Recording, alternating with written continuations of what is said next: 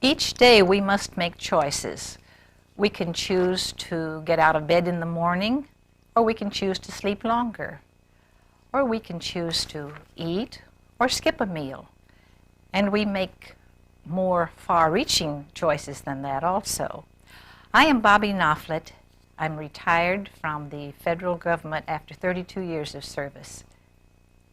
Long before I retired in 1966, I made a choice to leave the United States and go to work in rural area of South Vietnam.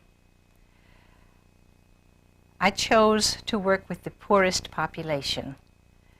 I didn't realize then that poverty of the most desperate kind is poverty of the spirit.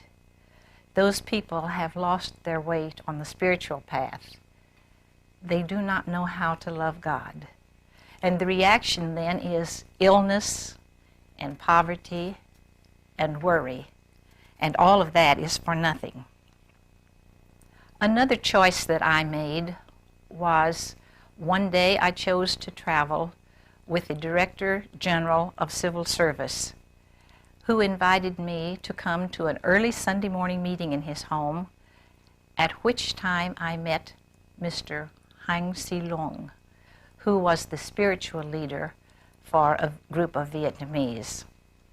He explained that the method for meditation and the purpose of meditation could alleviate suffering, and the people responded beautifully to his instructions.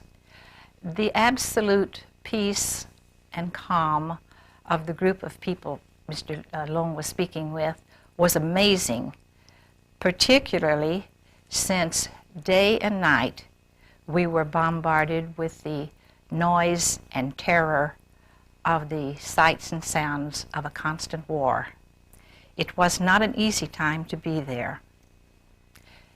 It was my good fortune to be able to spend some time with Mr. Long.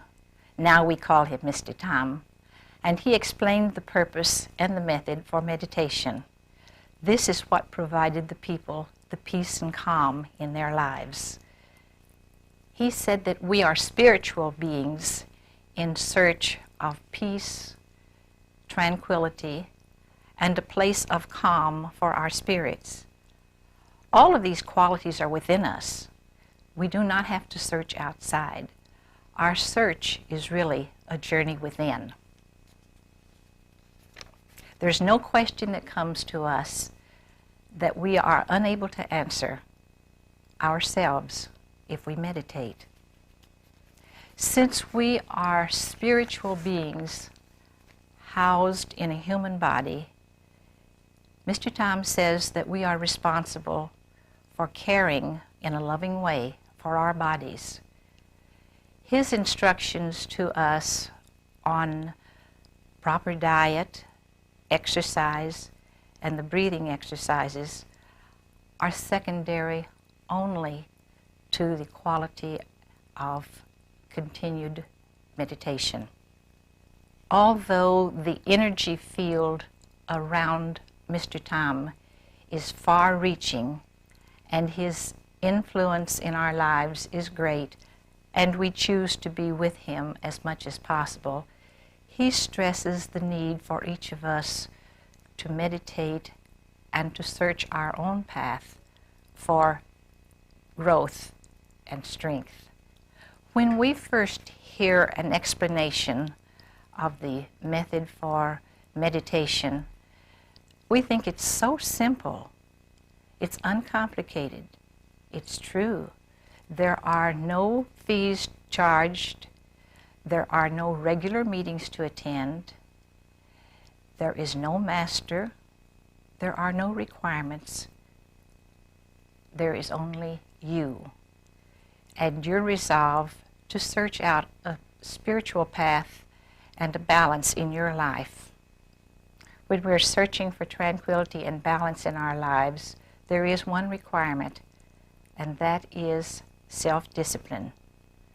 The choice is up to you whether you choose turmoil or tranquility. Your choice alone. As for me, I choose serenity.